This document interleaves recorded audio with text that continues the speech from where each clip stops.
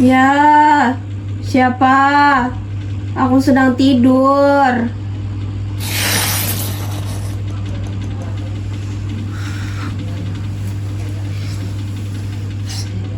Ya, siapa? Aku sedang tidur.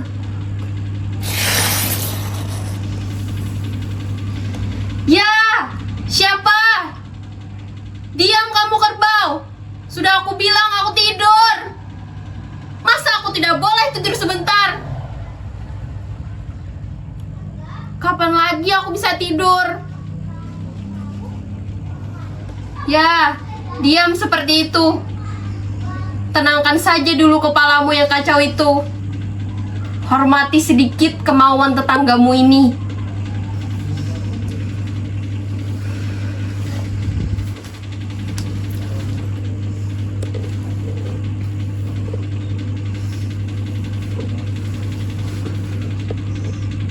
Ya, diam. Tenang seperti ini. Biar aku dengar hari bergeser mendekatiku dengan segala kebuasannya. Tiap detik sekarang kita berhitung. Aku kecap-kecap, waktu kenyang-kenyang. Karena siapapun tidak ada lagi yang bisa menghentikannya untukku. Bahkan Tuhan sudah menampikku. Sebentar lagi mereka akan datang dan menuntunku ke lapangan tembak. Mataku akan dibalut kain hitam dan hidupku akan menjadi hitam. Aku akan terkulai di situ berlumuran darah dan menjadi onggokan daging bekas. Sementara dunia terus berjalan dan melenggang seperti tak kekurangan apa-apa tanpa aku. Sekarang kesempatanku yang terakhir untuk menunjukkan arti, mengisi kembali puluhan tahun di belakang yang sudah aku lompati dengan terlalu cepat. Apa yang bisa dilakukan dengan waktu singkat tetapi dahsyat?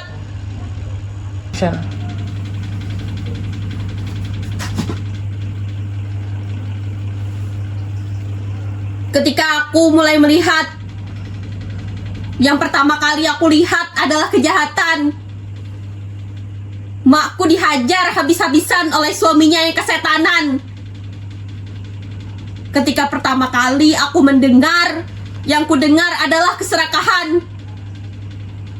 Para tetangga beramai-ramai mempitnah kami supaya kami terkubur. Ketika pertama kali aku berbuat, yang aku lakukan adalah dosa. Kudorong anak itu ke tengah jalan dan sepedanya aku larikan. Sejak itu, mereka menamakan aku bajingan.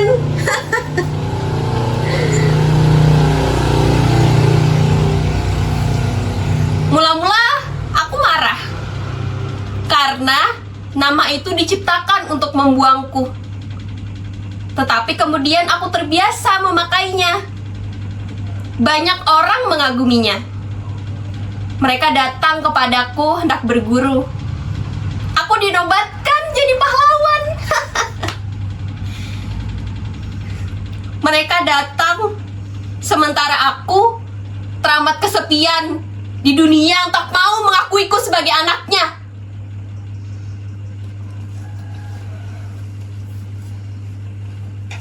Action. Kau tahu apa rasanya dibuang? Kau tidak tahu. Bisamu cuma makan, berak. Berpikir bukan tugasmu.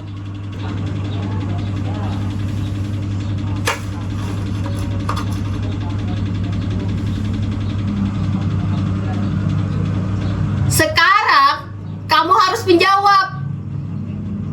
Bagaimana rasanya terkurung di situ? Bagaimana rasanya diputus dari segalanya? Ketika ruangan kamu dibatasi dan tak ada lagi yang lain di sekitar kamu kecuali gelap, kamu akan mulai meronta. Kamu ingin diperhitungkan? Kenapa cuma orang lain yang dimanjakan? Dengar sobat kecil, bagaimana kamu mampu meronta kalau kamu tahu semua akan sia-sia? Mereka dahului nasib kita. Mereka lampaui rencana kita. Dia yang sekarang berdiri tuh jauh di sana dengan kaki menjuntai sambil mengusap kepalamu karena kasihan. Ya, karena kasihan. Tidak ada pembelaan, tidak ada tindakan yang konkret. Mereka sudah begitu berkuasa.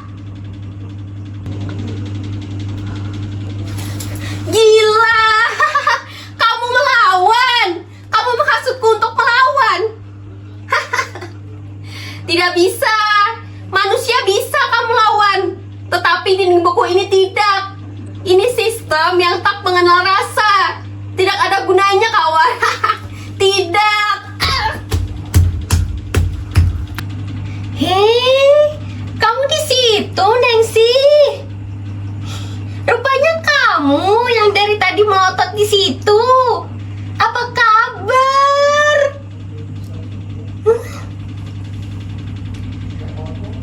Kenapa lipstik kamu belepotan?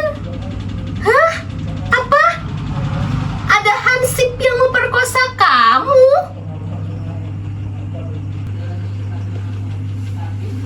Aku bukan orang yang dulu lagi.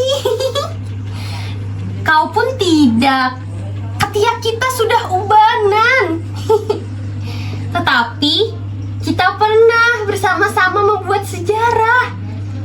Dan itu tidak bisa dihapuskan begitu saja. Sekeping dari diri kamu masih tetap dalam tubuhku.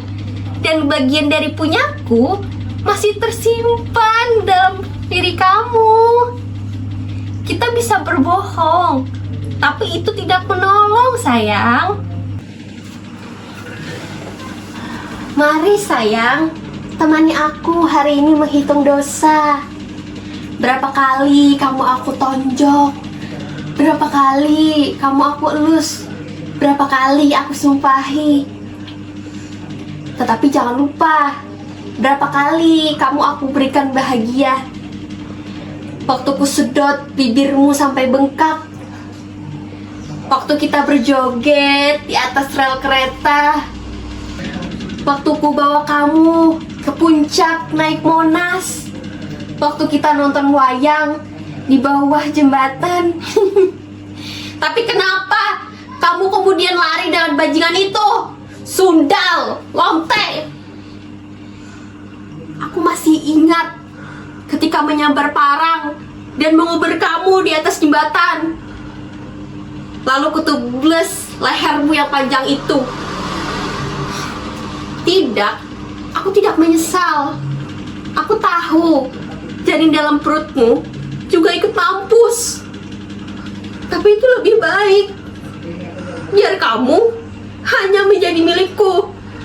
Kamu mengerti? Action. Kamu tak pernah mengerti.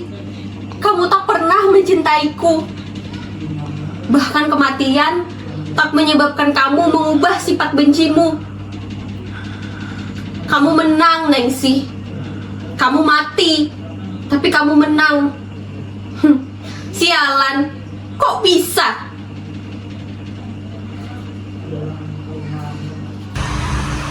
Hei matahari, kamu jangan ngece. Kamu jangan sombong. Kamu tak perlu tertawa melihat bajingan menangis. Apa salahnya? Air mata bukan tanda kelemahan, tapi kehalusan jiwa. Kurang ajar, kamu terkekeh-kekeh ya? Kamu tidak bisa melewati kepalaku. Bukan kamu yang paling tinggi di sini. Aku tetap lebih tinggi dari kamu. Kamu tidak bisa melampauiku hari ini. Naiklah lebih tinggi lagi. Aku akan membumbung dan tetap yang paling tinggi selama-lamanya. Sampai aku sendiri turun dan menyerahkan tempat ini kepadamu. Besok, aku akan mengumumkan mencari duniaku yang hilang. Tanpa teman, tanpa saudara, mencari sendirian sepanjang malam. Aku putari dunia, aku masuki lautan, aku reguk segala kesulitan. Tapi pasti tak akan aku temukan apa-apa. Ke atas pundakku berjatuhan segala beban. Semua orang melemparkan kutukan.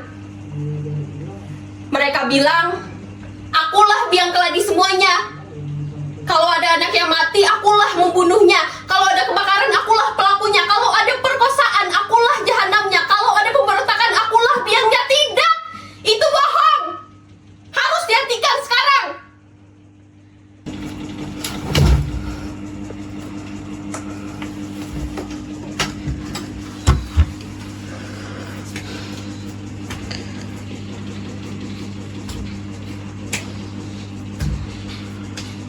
Di dalam ruangan ini, aku menjadi manusia.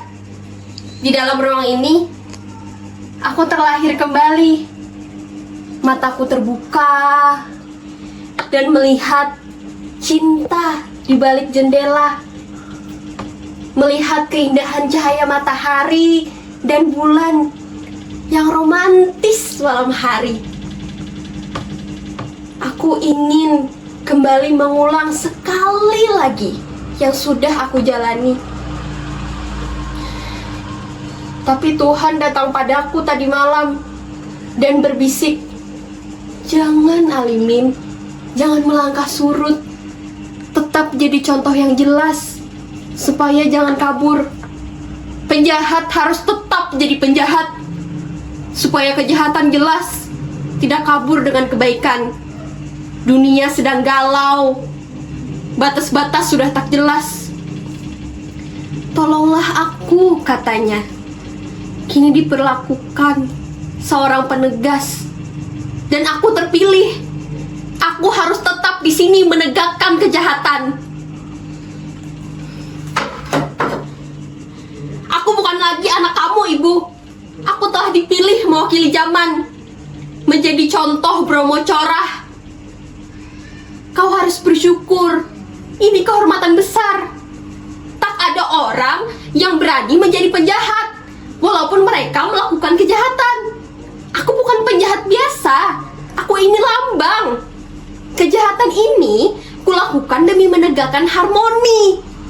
Jadi, sebenarnya aku bukan penjahat, tapi pahlawan yang pura-pura jahat.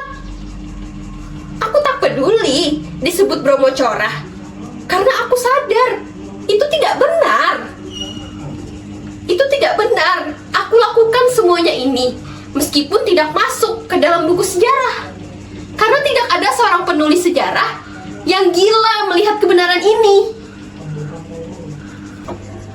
Yang mulia hakim yang saya hormati, saya tidak akan membela apa yang sudah saya lakukan. Saya justru ingin menjelaskannya bahwa memang benar saya yang melakukan segalanya itu. Hukumlah saya 2 kali dari ancaman yang telah Paduka sediakan. Wanita itu saya cabik lehernya, karena saya rasa itu paling tepat untuk dia. Kemudian harta bendanya saya rampas, karena kalau tidak dimanfaatkan akan mubazir. Saya lakukan itu dalam keadaan yang tenang. Pikiran saya waras. Tapi mengapa saya tidak bisa menjawab? Karena bukan itu persoalannya. Saya justru ingin menanyakan kepada Bapak dan Ibu dan kepada seluruh hadirin di sini. Mengapa seorang wanita yang tercapik lehernya mendapat perhatian yang begitu besar, sementara leher saya dan jutaan orang-orang yang dicabik-cabik tak pernah diperhatikan? Apa arti kematian seorang pelacur ini dibandingkan dengan kematian kita semua beramai-ramai tanpa kita sadari? Di depan Anda semua ini saya menuntut, berikan berikanlah saya hukuman yang pantas. Tetapi jangan lupa, berikan juga hukuman kepada orang yang telah mencabik leher kami itu dengan setengah pantas saja. Karena saya mencabik leher wanita itu dengan harapan Anda semua akan teringat bahwa leher kami pun sudah dicabik-cabik dengan cara yang sama. Dan semoga ingatan itu diikuti pula pada hukuman yang bersangkutan. Kalau sudah begitu, apapun yang dijatuhkan kepada saya, 2 kali mati sekalipun akan saya jalani dengan rela. Kalau tidak, oh Bapak, mari masuk Pak. Silakan, rumah saya sedang berantakan. Ada apa Pak? Tumben, kelihatannya terburu-buru. Ada yang tak beres. Oh, soal yang kemarin sudah selesai. Sudah saya bereskan. Badannya sudah saya potong 3. Saya geletakkan 2 potong dekat tong sampah. Yang sepotong lagi saya sembunyikan di rawa. Pasti akan ketemu. Tapi biar ada kerepotan sedikit. Pokoknya beres. Bapak bawa untuk saya sisanya. Apa? Masa? Keliru? Mana mungkin? Tapi anak itu pakai anting-anting di sebelah kiri kan? Kanan. Apa bedanya? Kan Bapak bilang cuma pakai anting-anting. Mungkin hari itu dia pakai di sebelah kiri supaya orang keliru. Tapi saya tahu dia hanya pakai baju seperti itu. Dan jalannya itu sedikit oleng, Bapak. Belum sempat berpaling saya beri. Apa? Salah. Gila. Jadi anak itu siapa? Gila, anak pemain band itu. Ya saya kenal. Bajingan. Dia kan orang baik. Ya Tuhan, mengapa kamu tipu saya? Kenapa tak kamu bilang bukan itu orangnya? Keliru sih, boleh-boleh saja. Tapi jangan anak itu. Bapaknya baik sekali. Ibunya juga selalu memberi nasihat kepada saya. Saya minta maaf ya. Bukan saya yang melakukannya, tapi setan. Apa alasan saya mengganggu anak itu? Saya justru banyak hutang budi. Dia sering membelikan rokok, membelikan minuman. Dia sering menegur saya di tempat orang banyak. Saya dikenalkannya dengan kawan-kawannya sebagai orang baik. Dia teman saya. Tapi itu bukan perbuatan saya. Orang lain yang memakai tubuh saya supaya saya tak ikut tanggung jawab. Apa? Ya, saya tahu itu. Kesalahan tak mungkin diperbaiki dengan kata-kata. Jadi, saya harus menebus. Ya sudah, biar lunas. Kalau begitu potong saja tangan saya ini. Siya.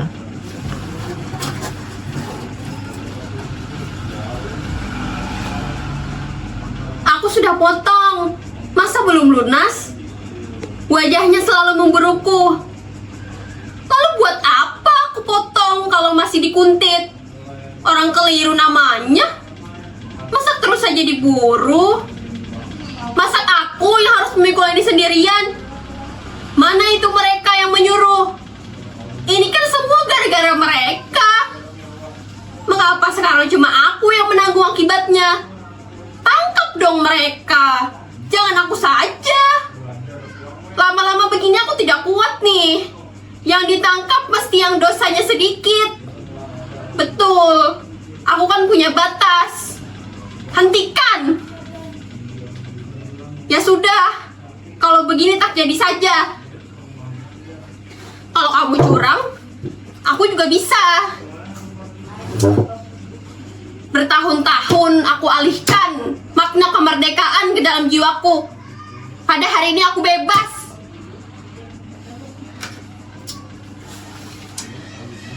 Walaupun tubuhku masih dipatok di antara dinding jahanam itu, tapi jiwaku sudah merdeka. Tetapi mereka saat itu memberiku ampunan. Tapi aku diseret lagi keluar untuk berlomba merenggut kebebasan jasmani. Aku tak siap. Aku seperti burung yang terlalu lama di dalam sangkar. Aku tak bisa lagi terbang. Aku takut. Dunia ini tak ku kenal lagi. Pada kesempatan pertama, ku gerogoti barang-barang di warung tetangga. Tapi tak ada yang menangkapku. Hansip malah ikut berbagi dan menunjukkan warung berikutnya. Dalam kesempatan lain, ku angkat belati ke leher seorang penumpang becak. Dari kantongnya keluar jutaan rupiah yang dibalut kertas koran. Aku kira polisi akan mengejarku, tapi ternyata tidak ada yang tahu. Pada kesempatan ketiga, ku perkosa seorang anak di pinggir kali. Dia menjerit-jerit dalam tindihanku, tapi tak ada yang menolong. Hingga akhirnya aku lepaskan karena lasmaniku tak sanggup memperkosa. Karena putus asa, aku gebok orang di jalanan. Mukanya berdarah, tapi tak ada seorang pun yang menangkapku. Aku malah diangkat menjadi keamanan, dan banyak orang berbaris jadi pengikutku. Apa yang harus aku lakukan? Nilai-nilai sudah jungkir-jungkiran. Aku tak paham lagi dunia ini. Aku jadi orang asing. Aku tak bisa lagi menikmati kemerdekaan. Bisa-bisa aku edan. Masukkan aku ke penjara lagi, biar jiwaku bebas. Di sana semuanya masih jelas, mana hitam, mana putih.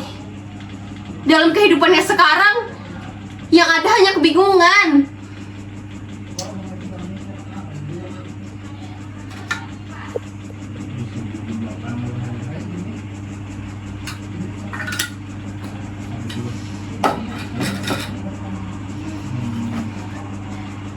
Kalau sudah menderita, orang jadi penyair. Kalau sudah kepepet, orang mulai bernyanyi. Dan kalau ada yang hendak dirampok, orang berdoa. Sekarang aku menari karena sudah putus asa. Badanku ringan. Aku melambung ke angkasa. Dan Tuhan menyapaku dengan ramah. Bung Alimin, hendak kemana kamu? Aku mau ke atas, lebih tinggi. Tapi kamu tidak boleh lebih tinggi dari surga. Siapa bilang tidak? Kalau aku mau, aku bisa. Dan aku melenting lagi. Tapi terlalu tinggi, terlalu jauh.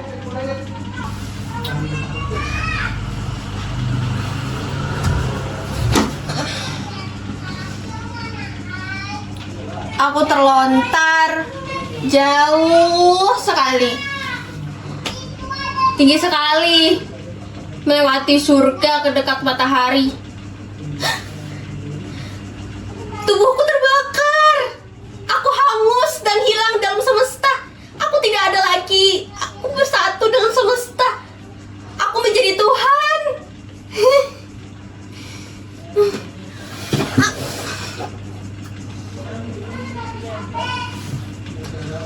Atau mungkin hanya jadi hantu. Hah? Enak juga jadi hantu. Tidak kelihatan, tapi bisa melihat.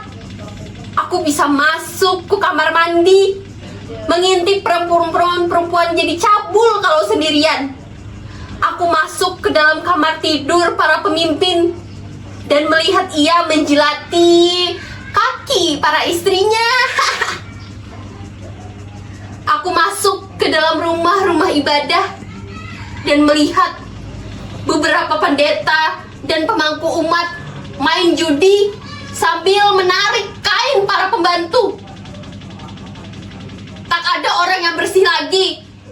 Sementara dogma-dogma makin keras ditiup dan aturan banyak diejekkan untuk membatasi tingkah laku manusia. Peradaban makin kotor. Apa ini? Menjadi hantu hanya bisa melihat kebrengsekan. Gak enak ah.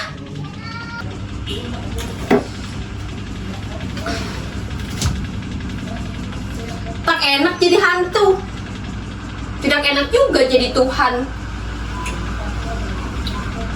Lebih baik jadi batu, diam, dingin, dan keras.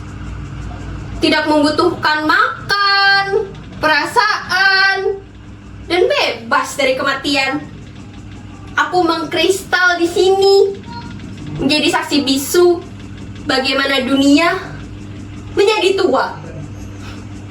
Pemimpin-pemimpin lahir lalu berkhianat. Peperangan hanya permainan beberapa orang.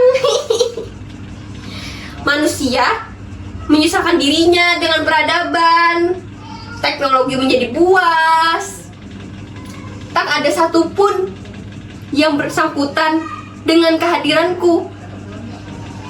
Tetapi tiba-tiba kulihat seorang anak kecil dikejar raksasa. Wajah anak itu mirip dengan wajahku waktu masih menyusu. Ia meronta-ronta, minta pertolongan. Tapi tak ada orang lain kecuali aku, sebuah batu. Anak itu menjerit, pilu, tolong. Aku jadi terharu. Aku akhirnya tak bisa diam. Aku meloncat dan menghantam raksasa itu, mengingkari diriku. Raksasa itu mati. Tapi anak itu juga lari. Di mana-mana, kemudian ia bercerita bagaimana membunuh raksasa dengan tinjunya. Dan itulah aku. Kejahatanku yang terbesar adalah jatuh cinta pada diriku sendiri.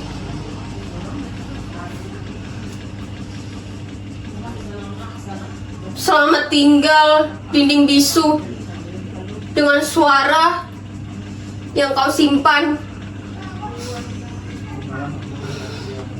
Selamat tinggal, jendela yang selalu memberiku matahari dan bulan.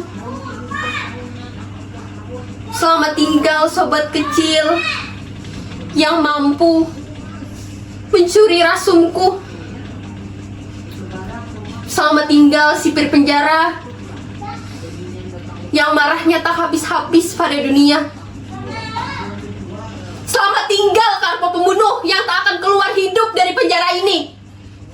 Selamat tinggal segala yang kubenci dan kucintai. Inilah salam dari Alimin, sahabat semua orang yang sekarang harus pergi. Ingin kuulangi semuanya, walau hanya sebentar. Action. Ingin kuulang semuanya, walaupun hanya sebentar. Tapi tak bisa. Janjiku sudah lunas. Sekarang aku berjalan dalam kebisuan yang abadi untuk membeku bersama masa lalu.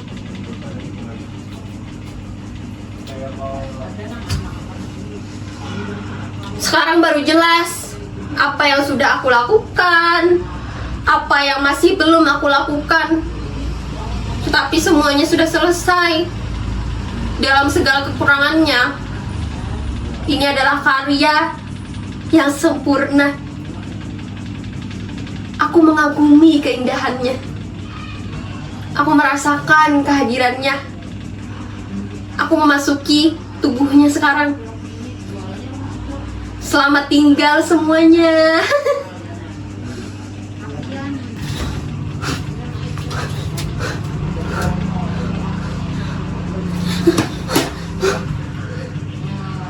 Terima kasih atas perhatian saudara-saudara. Bertahun-tahun orang ini dihukum sampai ia tua dalam penjara. Mula-mula ia masih punya harapan akan ada pengadilan berikutnya. Tetapi ternyata putusan itu sudah final. Kemudian ia mengharapkan akan ada pengampunan. Tetapi itu juga sia-sia. Karena banyak kasus lain yang mengubur nasibnya. Saudara-saudara, kita memang terlalu cepat lupa. Akhirnya ia mencoba menunggu. Hampir saat ia dibebaskan, tiba-tiba seorang wartawan membuka kembali kasus itu. Bukti-bukti baru muncul. Dengan tak terduga, ia muncul sebagai orang tak bersalah. Tapi sebelum pintu penjara dibuka kembali untuk memberinya kebebasan, orang yang itu mati menggantung diri. Bukan karena putus asa, tetapi sebagai protesnya mengapa keadilan memakai jam karet.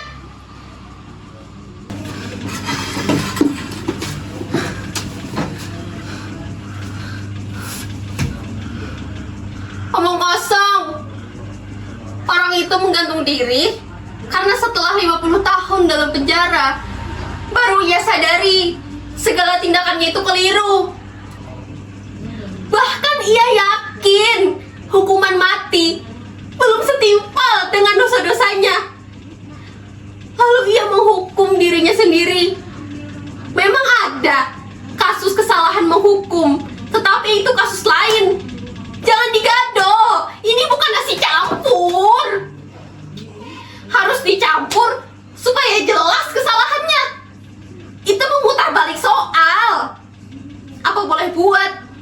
Tidak ada jalan lain.